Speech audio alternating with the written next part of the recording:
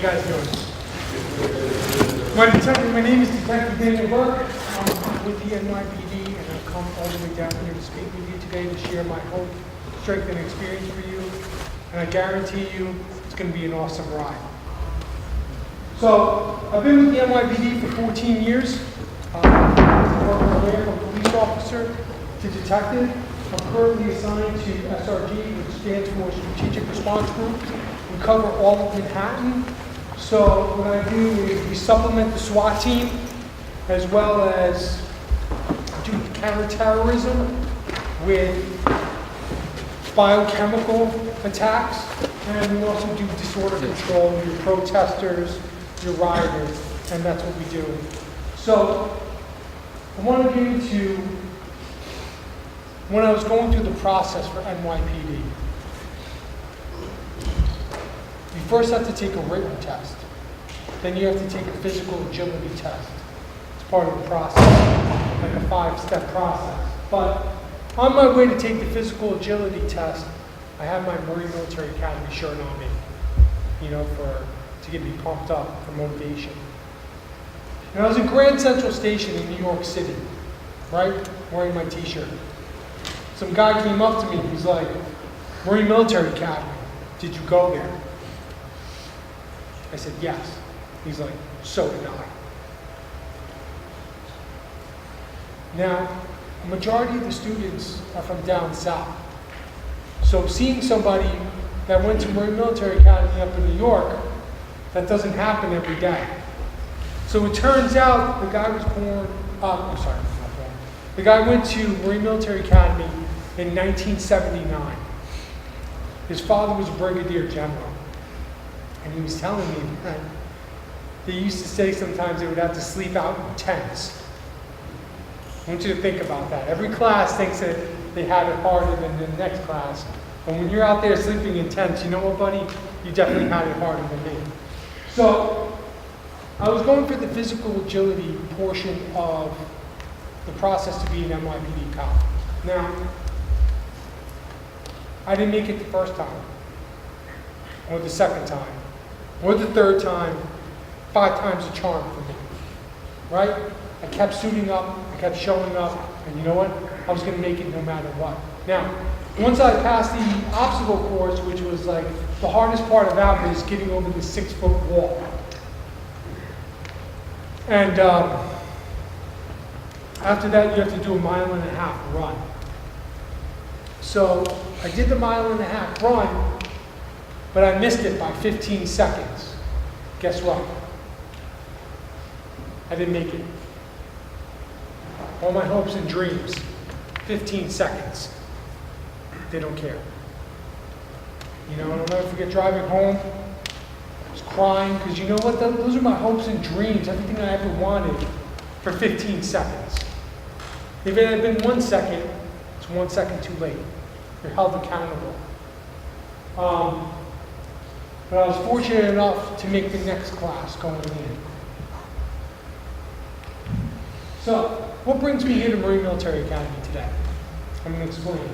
So, right now, I do triathlons for Marine Military Academy on my own, and I raise money for the Legacy Foundation. And what that is that one day, when you guys get older, and you have sons, and you want them to come here, part of that comes out of the Legacy Foundation. So on September 22nd, 2018, I did my first triathlon. And what that consists of, it's tri, so you have to do 3 things. First is the swim. I had to swim 300 meters, which is 14 laps in a pool. Did you have to go to the bathroom? Or did you go already? Yeah, you can go ahead.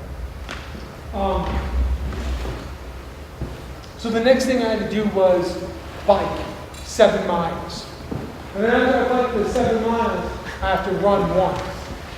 And I was able to raise $1,600 for the Legacy Foundation for Marine Military Academy. But it's also important for you to know that there's people out there trying to support you.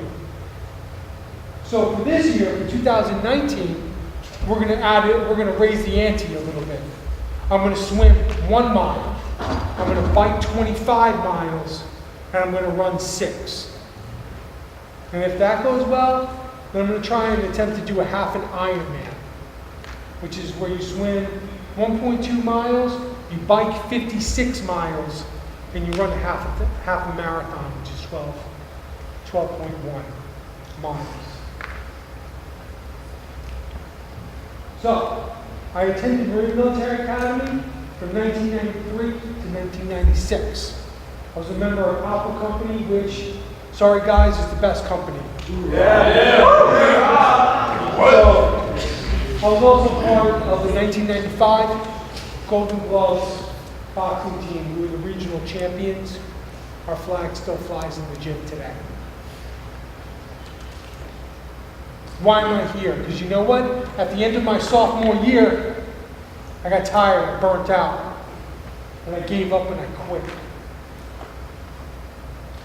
I want you to take that in for a minute. I gave up and I quit. It was too hard here. I got burnt out, I was tired. Tired of getting up every morning, tired of drilling with rifles, doing parades, field day in the barracks. But you know what? It's something that I had to live with the rest of my life. I had to carry that with me. Even today, I still carry it with me. When I left Marine Military Academy, I would have like dreams that I was still here. I mean, like at that time, like 20 years old, still dreaming that I'm here. But I was 20 years old, just here. That's the effect that Marine Military Academy had on me, that I had quit, that I had given up. I regretted it. I have regretted it and still regret it even till today. For the rest of my life, I will regret that.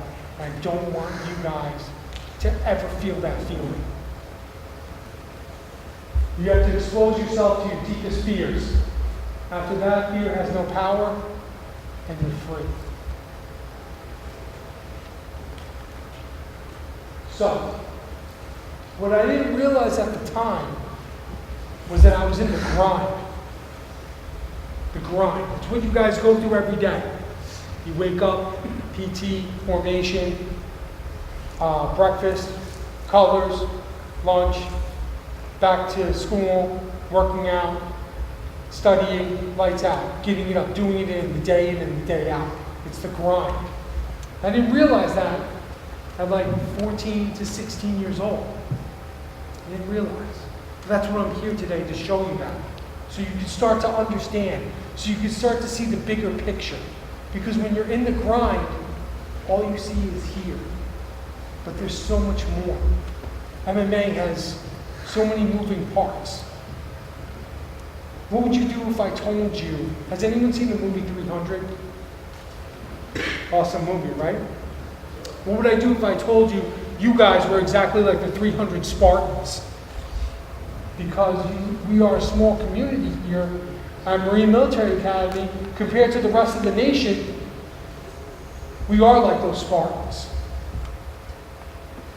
Training every day, learning from the best to enhance our warrior spirit and to be warriors. So if I'm unable to understand the grind or how to adapt to it, how did I know? You know, I didn't know at the time. I was frustrated. Frustrated that I wasn't getting promoted. Who do I blame for that? Do I blame the drill instructor? No. Or do I blame myself for not having the grades to be able to get promoted? It's a two-way street. I can point my fingers at other people, but guess what? I have to look at my role in it. If you want to blame other people for whatever, you're going to have it's going to be a rough road for you. You have to take accountability of yourself. And that's what I'm doing right here, so I can show you that you have to be accountable for your actions. So I was feeling burnt out of not being promoted after 3 years. It was hard with the grind, going out there. Yes? So, sir, you're saying that you were private? No, when I left, I was a Lance Corporal. Oh. I didn't realize And this is what I put up here, because you know what? I thought there was an easier way. I thought it was better being at home. I don't have to wake up Saturday morning and field day the barracks, or drill with rifles on Saturday morning. I could chill, eat a bowl of cereal, and watch some cartoons. But guess what? If you see that first picture right there, do not confuse the voice of ego with that of intuition. It's not the smart play. It's not the smart move. You got to stick it out. And just remember, you got to trust your instincts. Because you know what? Salt looks exactly like sugar. How do you know the difference? Well, obviously. But then once you make that decision, you've already tasted it, and it's too late. But in your mind, you can make it so much, oh, you know, it's so much better at home. It's so much easier. I don't have to do this. But you know what? There's guys that are here that want to be here, that are willing to grind it out. And you're admitting defeat.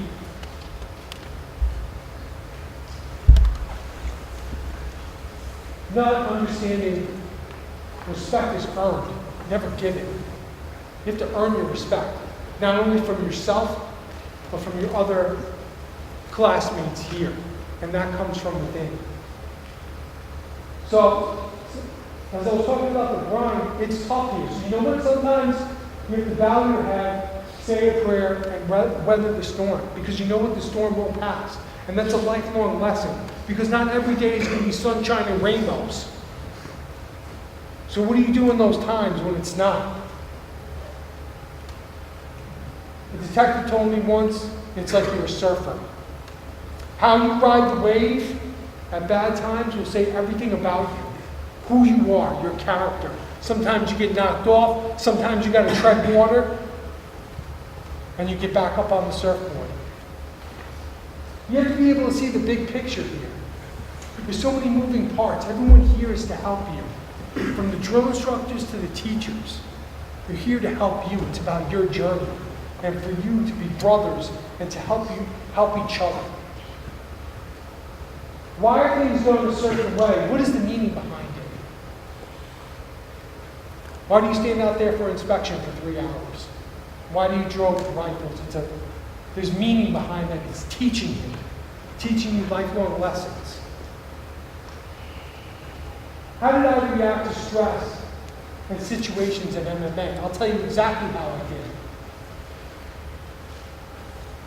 One time my mom sent me a box of Rice Krispie treats, like the big box that's individually packaged. You're like, eating them like they were like M&Ms. Do you think that's healthy? Do you think that's a good way to manage stress? No. What's another thing I would do? I would sleep on the weekends. Granted, I was on the boxing team working out hard and everything. Sleep is important. But I didn't really go out into town. I would just sleep, kind of like isolate, order pizza, Domino's, get 3 other buddies, because you need 4 to get the pizza deal. And I didn't realize that everything has a purpose here. It's a rite of passage. It's handed down from every class, from class to class. It's all uniformed here. You know what I went through? Yeah? No? You don't have a question? No? All right. Come on in.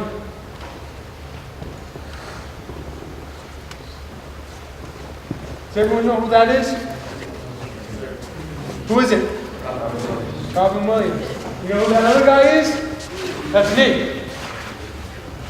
Okay? So I left my junior year, right? And once you graduate, there's nobody there to tell you what to do. There's no drill instructors. They're going to tell you to do this, to do that. Your parents aren't going to be there. You're free. You can make any choice that you want to make. And that's why I'm going to show you why the decisions that you make today will affect your tomorrow. So this was me in my 20s, right? That's me in my 30s. Take a good long look. You think I was happy?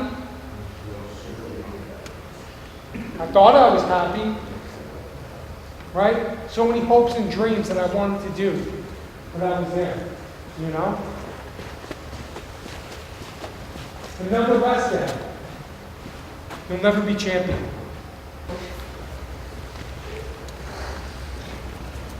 What are we going to talk about? We're going to talk about tomorrow's battle is won during today's training. What is fear? Fear is an acronym. You either have two choices. You're going to face everything and run, or you can face everything and recover. For a while, I chose to face everything and run on the inside.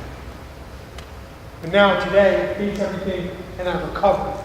You have that choice every day, what you're going to do. So, in 2014, I made the biggest decision in my life. I decided to do the gastric sleeve surgery. What that is that they go into your stomach laparoscopically, which means they make like little incisions and they remove 70% of your stomach. So I could only eat a certain amount. And I made that decision because, you know what, I struggled my whole life with it.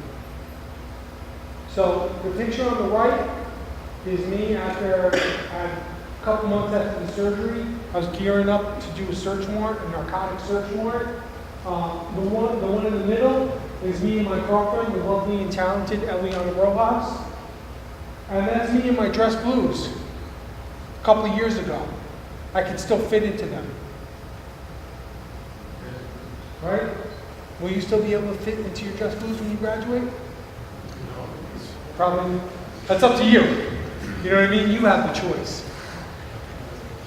And on the left, that's me and my girlfriend. She was visiting me at work. So why did I come to Marine Military Academy? I'm saying my first two major reasons was, does anyone know who that first picture is? Yes. No? It's an actress. Yeah, I know her name. In the back. You know who it is? Yeah, it's not individually, so. It's Cameron. What's up? We're old. Her name's Cameron Diaz. Cameron Diaz. Big-time actress.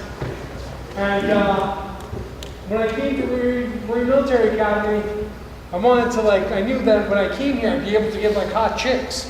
That's why I came here. That's main reason number one. Main reason number two, you see that dude in the bottom? I wanted to look like that. I thought Marine Military Academy was going to do that. Do me a favor, wake that dude up. Yeah. Do me a favor, you might want to pay attention to this. Super important. So, I wanted to be here for those two reasons. For hot chicks, and I wanted to look like that. And I wanted to escape my problems. At 14 years old, I was like, you know what? I'm out of here. I'm going to go to Marine Military Academy. I'm going to escape all my problems. I'm never going to have to take out the garbage again. I'm not going to deal with these teachers that I really don't like or anybody else. I'm out of here. I'm on to bigger and better. And my mom came in my room. She told me she found a high school run by the Marine Corps. My father was a Marine. A couple of my uncles were Marines. So it's in my blood. I came down here and I bought a hook, line, and sinker. You know? Ready to go. And then I finally came down here, I flew down here, and we had payphones back then, so I was at the airport in Harlingen, and I called my mom. I'm like, Mom, you know, I just got here, and should I go down the stairs? There was nobody there to meet me. So she was like, yeah, go down the stairs. She didn't hear from me for 3 weeks. I was a plebe, right? So I make that famous walk that we all make from the airport to Marine Military Academy. It's nighttime. You know, you got the strobe light going. Looks like a prison, right? So I spent my first night in the staff duty office. Woke up next morning. Was walking down Italian Street, and everyone was coming out of barracks because it was reveille. It was intimidating. You know, you see all these dudes coming out in like red hoodies, and it's nighttime. So I went to the mess hall, had breakfast, and then I started the process. Shaving head, getting my head shaved, getting my uniforms. And then I'm out there on Italian Street doing push-ups. And everybody knows that about those little pebbles. You have those little pebbles in your hands when you're like cranking them out. And I'm thinking to myself, I'm like, what the hell did I sign up for? What did I get myself into? I think we can all relate. We've all had that experience. So the principle on which to manage an army is to set up one standard of courage which all must reach. Does anyone know who Sun Tzu is? What's up? Yes. Anyone know what that is? No. Probably not, since nobody could. No. Art of War is a book on strategy, war strategy. Sun Tzu was a famous army general that his tactics still apply today for war. They also use it in boardrooms for business dealings. So, why are we going to learn not to quit? I'm glad I got you guys' attention now. We're a little bit more awake. We're ready to go. Guys, have a seat. So, why did I pick that exercise? I wanted people that weren't in the same company. I wanted just random people, because you know what? I just taught you a good lesson in police work, right? It's not always action all the time, right? I drive around for hours and hours. There's hours and hours of boredom, followed by like 5 minutes of action, right? And you don't know when that action is going to happen, right? And then after that, after the 5 minutes of action, is hours and hours of paperwork. But you guys did well, and I'm proud of you. So, you need to remain positive here at Marine Military Academy. And how are you going to tap into that positivity? When life puts you in a tough situation, don't say, why me? Say, try me. Have that warrior spirit that Marine Military Academy teaches you. You need to focus on, you need to ask yourself, what are your hopes and dreams? What are your goals in life? How do you plan to accomplish them? You need to create a tactical plan on making your dreams into a reality. So, you have so many things that we didn't have when I was down here in 93, 96. You guys have, your cell phones, you have the internet, you have podcasts that you can listen to, audiobooks. I do enjoy audiobooks. I'm not the fastest reader in the world. And that's why when the guy's reading, it's so much faster than if I was actually reading a book. But when I'm on the treadmill, when I'm on the bike, I'm totally listening to books. I'm always learning. Always trying to help myself be a better person. You have your role models, sports figures, people here. Now, you have meditation. I'm going to get into that. Meditation, what does that exactly mean? You could always use that to refocus your thoughts. You meditate when you listen. You ever listen to like a song and you kind of zone out? And then the song's at one place, and then when you come back to it, the song's in another place? You're in the zone. That's a form of meditation. So these professional athletes, they use meditation. Also, they use positive visualization. So they see themselves, like in the mind before the game, making that catch, making the touchdown, hitting the home run. So, you also have to realize that mistakes are going to be made along the way. My lieutenant always said, you're going to have to break some eggs to make an omelet, right? It's going to happen. People make mistakes. Nobody's perfect. But you have to be able to turn your weaknesses into your strengths. That's really where it's at. So, and also having a no-quit attitude. Suit up and show up every day. That'll also enhance your warrior spirit. So when I left here, I went to a high school, like an all-boys Catholic high school after this, right? So, I'll be honest with you, I didn't graduate at the top of my class. I was a valedictorian. But when I graduated, I got an award at graduation. I got the perfect attendance award. and they gave me an alarm clock. Right? What does that say? It says I suit up and I show up no matter what. How did I become a detective? I suited up and I showed up every day. How did I get to be a cop? By being in it. Coming back every day. Doing what I had to do. Taking it one step at a time. How do you win the battle with inside of you? So, what do we see there? Motivation, yes. Oh, that he didn't give up and he just fought back. Exactly. And this is what I'm, what's that? Sure, go ahead. So, he didn't quit. He didn't give up. He thought he was tired, right? And when we're tired, I'm going to teach you something. When you think that you're tired, you're only using 40%. You could still go another 60%. Your body wants to shut off at 40. Your mind will shut off at like 40%. When you really have 60 more percent you can go. So how do you win the battle with inside of yourself every day? You have to be able to focus and center your thoughts. Being focused is hard work. It's exhausting. It's not easy. It's easier to take the quick way out. You know? Me, I'm hungry. Why should I pick up an apple when I can pick up a Snickers bar? Right? Tastes better. Is that going to do anything for me? No. Not in the short term. Not in the long term.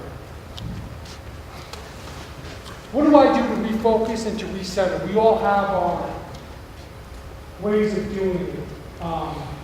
For me, a big thing is, I know you guys don't have to do this here, but you will one day later in life. You're going to have to do laundry. Right? Maybe mom does it for you, or dad, MMA does it here for you on Sundays. Right? But you're going to have to do laundry one day. And that refocuses me for the week.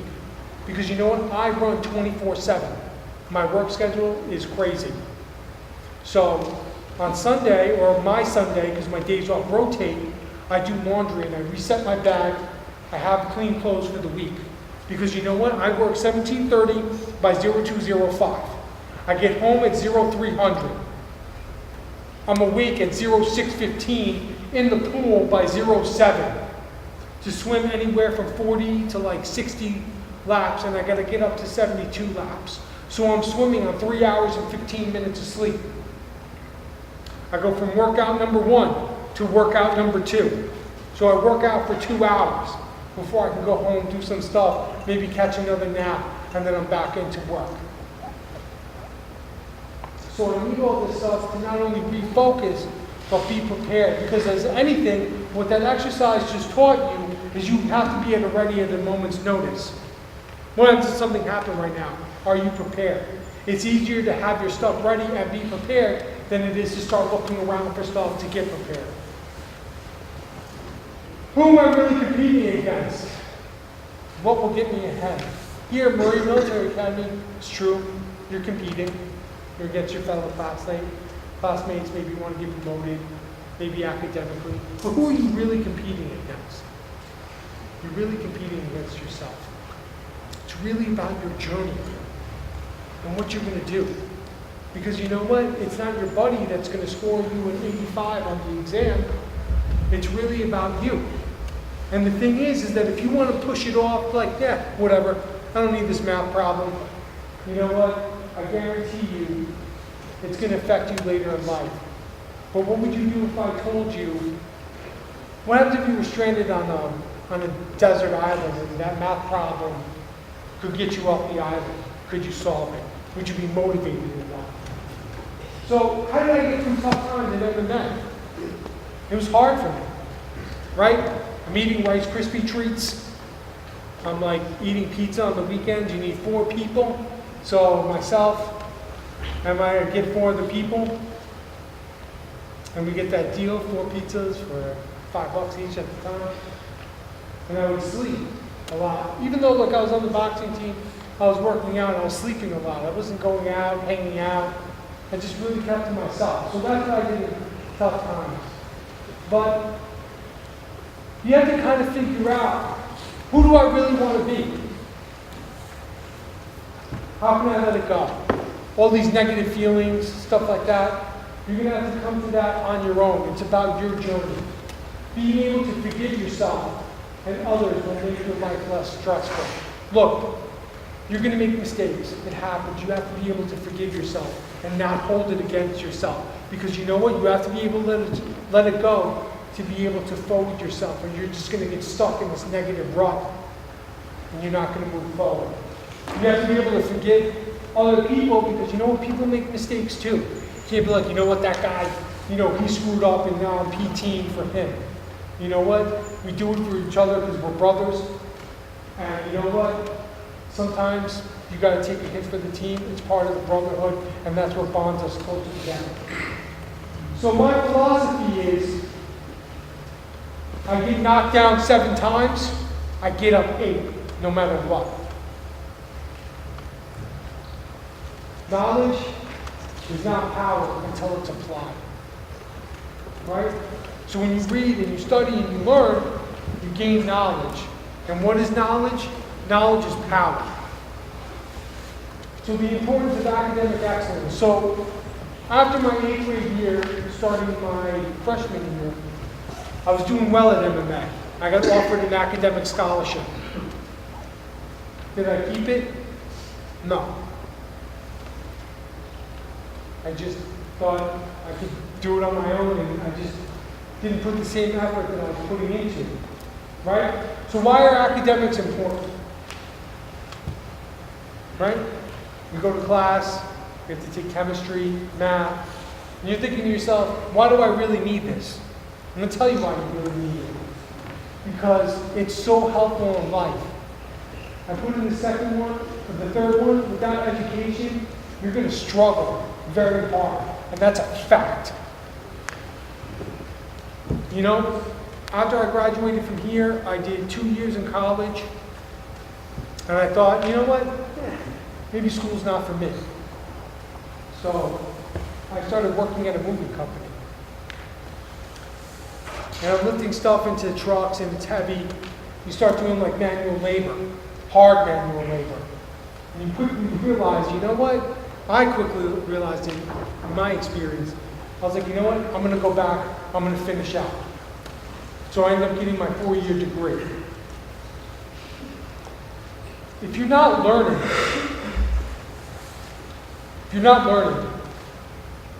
then what are you doing? You're sitting in the same spot, having the same conversations. You have nothing new to talk about, nothing to bring to the table. And let me tell you, gentlemen, I forgot to tell the last group, there's nothing women hate more than a dude that's boring. Think about that. You guys should have like good things to talk about. All the stuff that you've learned, you can have interesting conversations, and that's how you also meet people.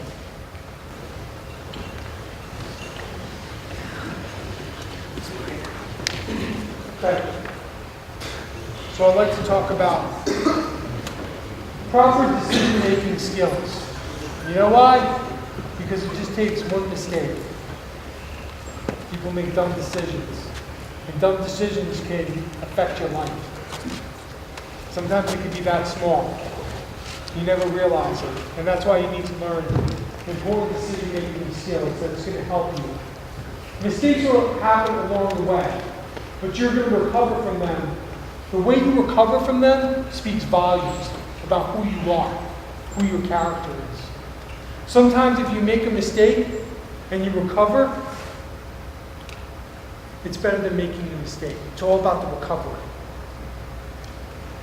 You must know what you want and go after it. When you accomplish that, move on to your next goal. And don't forget to enjoy the journey and remain humble. Enjoy the struggles. Enjoy it. Because you know what? Before you know it, you'll be seniors. And you'll graduate. Enjoy your time here. Because everyone's here for you to help you. I know it doesn't seem that way, but everyone wants to see the best for you. That's what I didn't realize while I was here. Everyone's here to help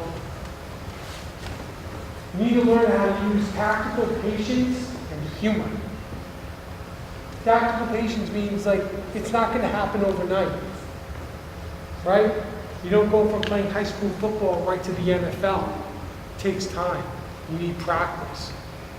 You gotta take it one step at a time. And humor, you have to be able to laugh at yourself and to crack jokes. It makes you deal with the hard times. You do it all the time in police work. It helps us handle difficult situations. Be able to forgive yourself and others. It's going to make your life that much better. You don't have to go home, back to your rooms in the barracks and beat yourself up. You made a mistake. Learn how to let it go. Somebody else makes a mistake. You know what? Sometimes covering for your buddy, that's what brotherhood is all about. Having an ethos, the distinguishing character, sentimental, moral nature, and guiding belief of a person, group, or institution. What do I mean by that? What do you stand for every day? What does Marine Military Academy stand for every day? It's a code that we live by. I put this up there, the Marine Military Academy symbol, because you have to earn your crest every day for Marine Military Academy. You wake up and you earn it every single day. You earn your sunrise every morning when you wake up at 5:55 every morning and you seize the day. And you have to exemplify that. When you go out and you go home in public, you exemplify everything that this school stands for. You always have to keep that fire burning within inside of you of what this school and the Marine Corps is about, and simplify. I'd like to close by thanking my former roommate, Ryan Beckwith, cadet, class of 1997, Battalion XO. I haven't seen Ryan up until Thursday for 23 years. I call him up, I'm like, hey, I'm coming down. I hung out with him for 4 days in Dallas. I got to stay over at his house, hang out with his family. And then I came down here and I said, hey, you know, I'm presenting down at Marine Military Academy. I got an extra bed, I got a hotel room. He's like, you know what, Danny? He's like, I'll come down with you. That's what brotherhood is about. After 23 years. We didn't have social media back then. So like once I left, there was no like hitting Ryan up on Facebook. I hit up another buddy of mine, Christian Parker, who graduated the year I graduated in '98. And I hit him up on Facebook, and he's like, Danny, I've been looking for you for years. There's no social media back then.